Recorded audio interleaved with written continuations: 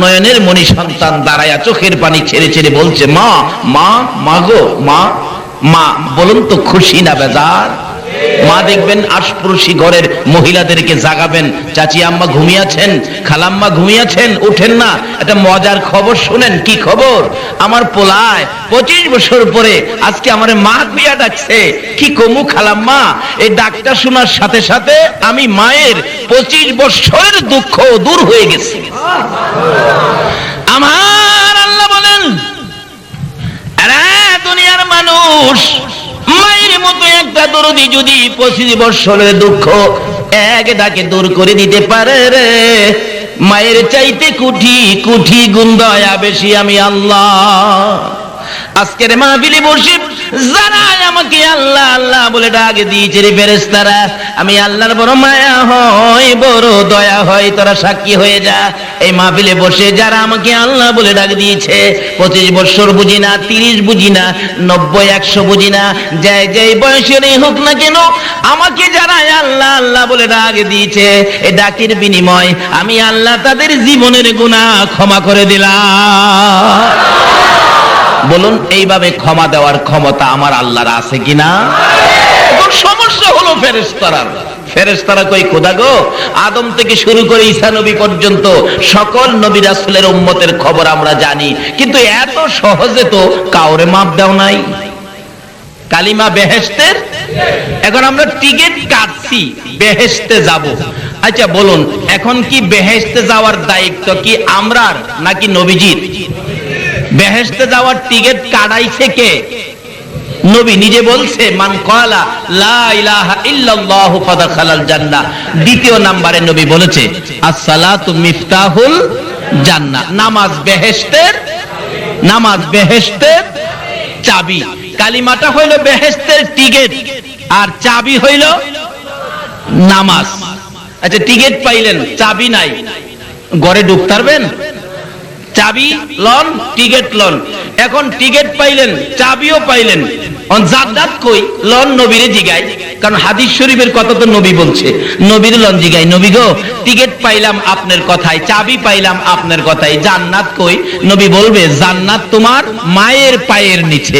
বলুন, কার পায়ের নিচে? আরো জোরে বলতে হবে।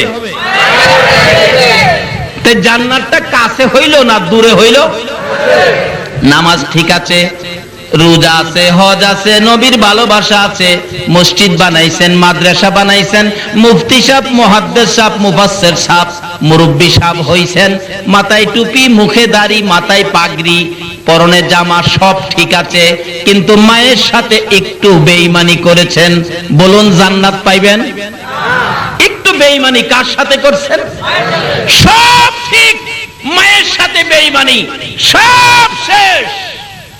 আরে মা বাবার কথা মতো যেজন চলে না, বলুন, মা বাবার কথা মতো যেজন চলে না, আল্লাহ নবীজির দয়া তারা পাবি না।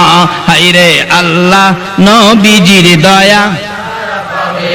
মা বাবাকে দুঃখ দিলে নামাজ রোজা যাইবি ফলে, মা বাবাকে দুঃখ দিলে নামাজ রোজা যাইবি ফলে, মার কলিজায় আঘাত দিলে খোদা সহে না, মার কলিজায় আঘাত দিলে খোদা সহে না, আল্লাহ নবীজির দয়া তারা পাবি না।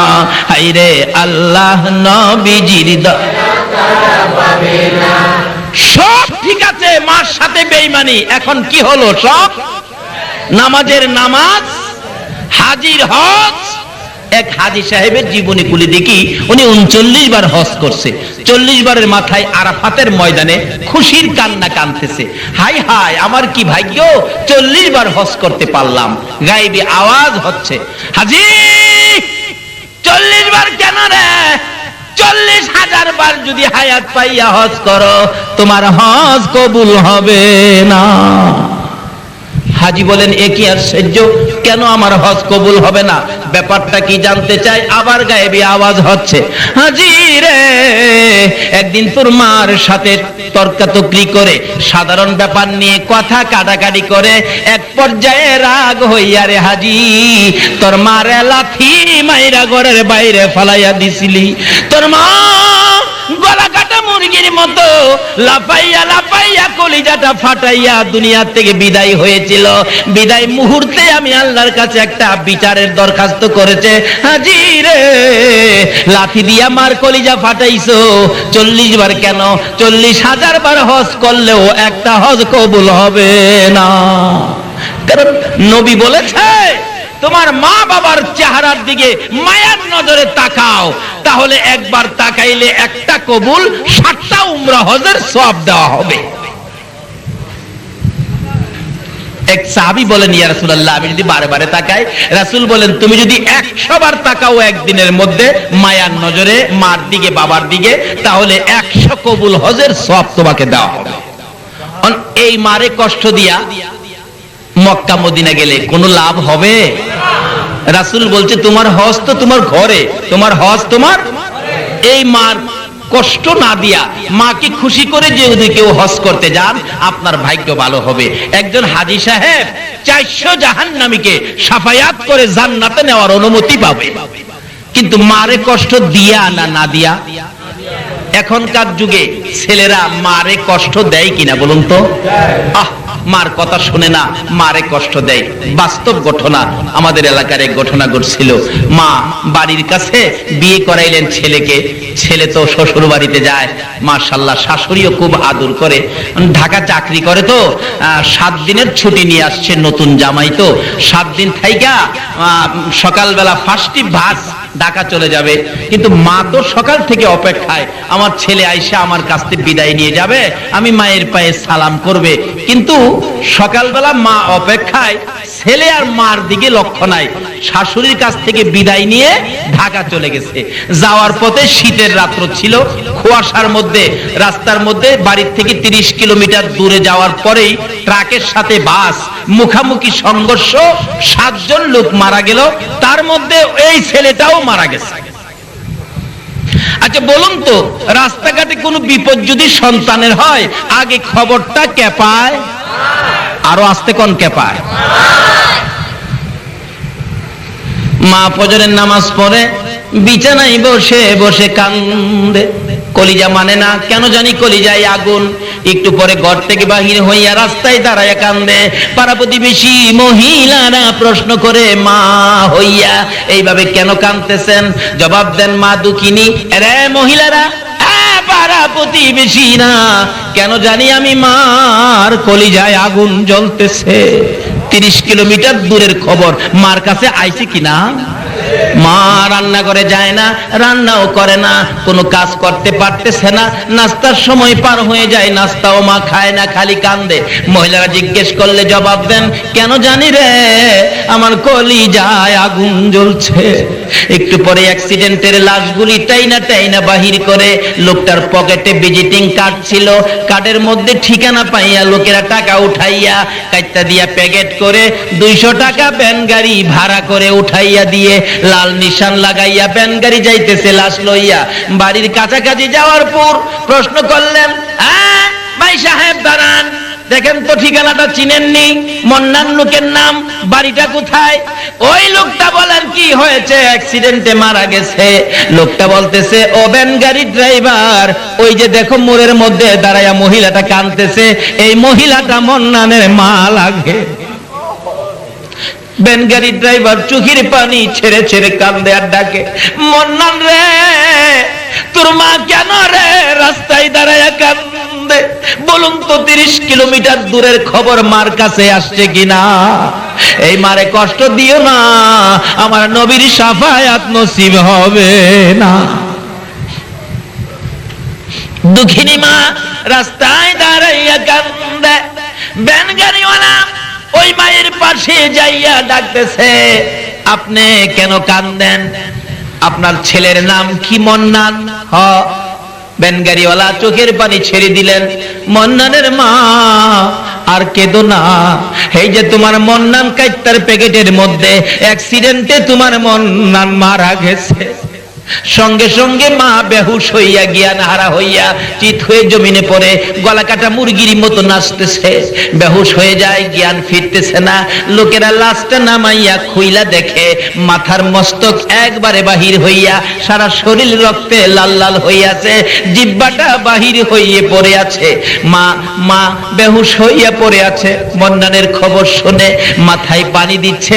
কিছুক্ষণ পর মার জ্ঞান যখন ফিরে গেছে, মা একটা চিৎকার মেরে ডাকে, ও আমার পাড়া প্রতিবেশী না, ও আমার লোকেরা, আমার একটু জায়গা দে, আমি আমার মন্নানকে মন ভরে দেখবো।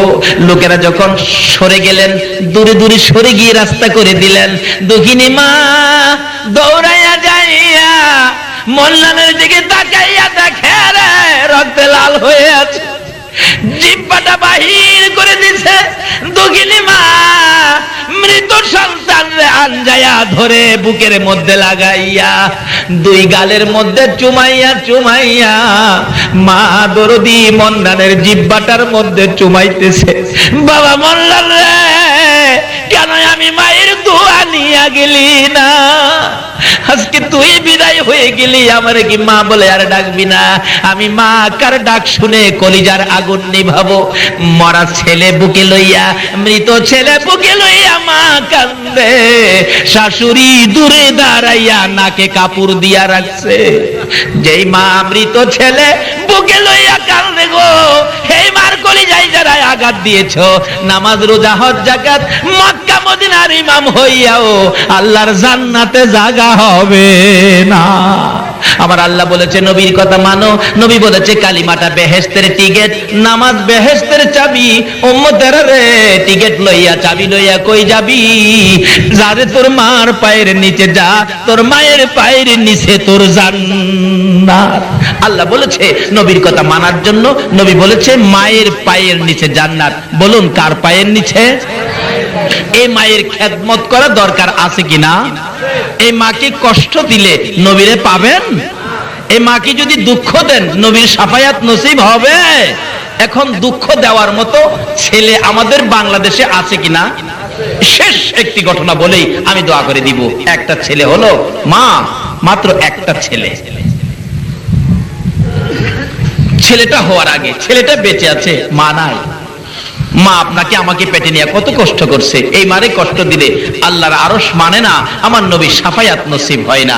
আমি যে এলাকায় ইমামতি করতাম, এই এলাকার ঘটনা, বুড়া মানুষ তার মেয়ের জন্য একদিন আসরের নামাজের সময় মসজিদের দক্ষিণ পাশের জানালায় দাঁড়ায় কাঁদতেছে। গরিব ছিলেন, মেয়েটার বাচ্চা হবে তো, কিন্তু চিকিৎসার অভাবে মেয়েটা একবারে মৃত্যুর মুখে, পয়সা নাই, গরিব মানুষ। তার মা বুড়া মানুষ দরজায় দাঁড়ায় বলতেছে, মুসল্লি সাহেবান, আপনারা তো আমার এলাকার, আমার মহল্লার, আপনারা আমাকে একটু সাহায্য করেন।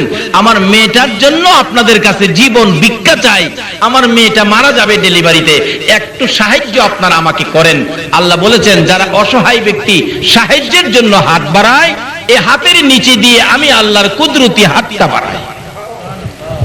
কিন্তু কেউ তাকে দিল না। মাগরিবের সময় সালাম ফিরাইয়া বললাম, এই লোকটা অসহায়, মহিলাটা এমন বিপদের মধ্যে সাহায্য চাইলো, কেউ দিলেন না, এটা কাজটা ভালো হলো? একজন মুরব্বী বলেন, বাবা কার জন্য কে রোজগার করে রাখছে, কে কারে দেয়?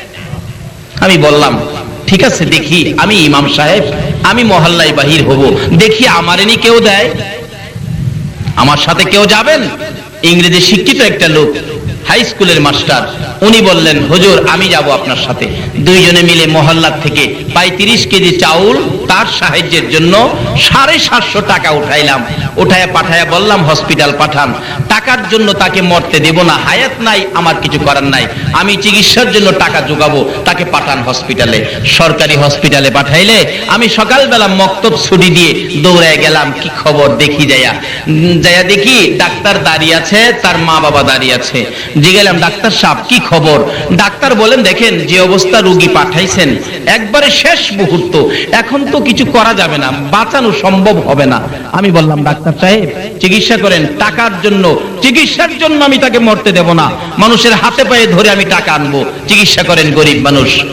ডাক্তার বলেন তাহলে চেষ্টা করে দেখি দুইজনের একজন বাঁচানো যায় কিনা। যদি মা বাঁচাইতে চায় তাহলে বাচ্চাটা মারা যাবে, বাচ্চা বাঁচাইতে গেলে মা মারা যাবে। এখন তার গার্জিয়ান আপনারা পরামর্শ দেন, আমি কি বাচ্চা বাঁচাবো নাকি মা বাঁচাবো? ওই মহিলাটার মা বাবা বলতেছেন, ডাক্তার সাহেব, আস্তে করে বলে, ডাক্তার সাহেব আমার মেয়েটাকে বাঁচাইয়া দেন, অর্থাৎ মা বাঁচান, বাচ্চা মেরে ফেলেন। এমন সময় দেখি ওই বেহুশ মহিলাটা, জ্ঞান নাই, জ্ঞানটা ফিরলো, চোখ দুইটা খুলে চাইলো, চোখগুলি লাল, জর্জর করে চোখের পানি পড়ছে।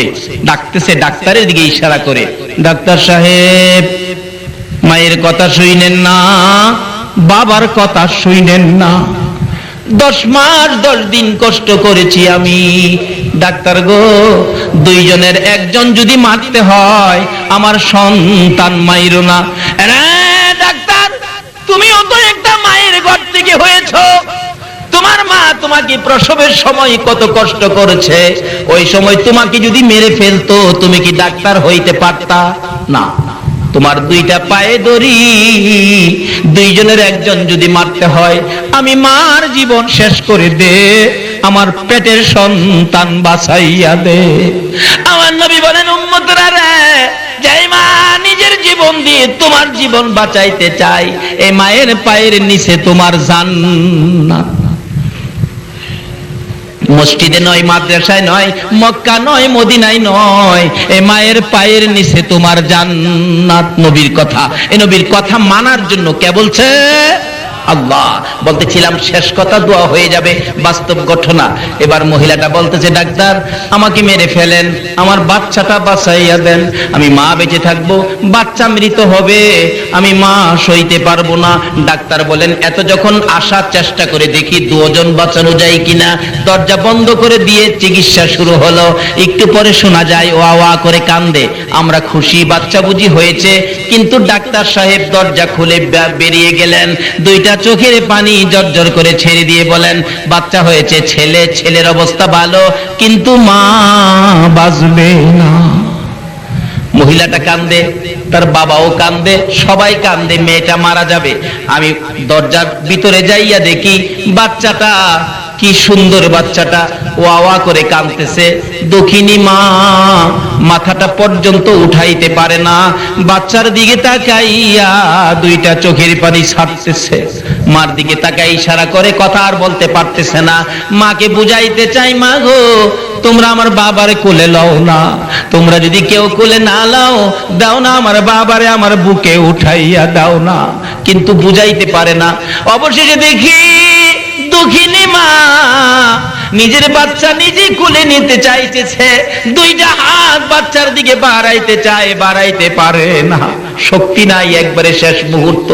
বাচ্চার দিকে তাকাইয়া দুইটা হাত সামনের দিকে ধাক্কাইতেছে, ধাক্কাইতে ধাক্কাইতে হাত দুইটা বাচ্চাটার কাছাকাছি, আর অল্প যদি সামনে বাড়াইতে পারত, মা জীবনের শেষবারের মতো বাচ্চা কোলে নিতে পারত। বাচ্চাটার কাছাকাছি হাত দুইটা যাইতে পারে না। বাচ্চাটার দিকে তাকাইয়া তাকাইয়া চোখের পানি ছেড়ে ছেড়ে মা বিদায় হইয়া যায়। আমার নবী বলেন, উম্মতরা রে, যেই মা মৃত্যুর মুখে তোমার মতো সন্তান কোলে নিতে চায়, এই মার কলিজায় আঘাত দিও না, আমি নবীর শাফায়াত নসিব হবে না। আসুন, আমার আল্লাহ বলেছে তোমরা আমার নবীর কথা মানো। নবী এই কথাগুলো আমাদের জন্য ওয়াজ করে গেছেন। আসুন, নামাজ বেহেশতের চাবি, কালিমা বেহেশতের টিকিট, মায়ের পায়ের নিচে বেহেশত।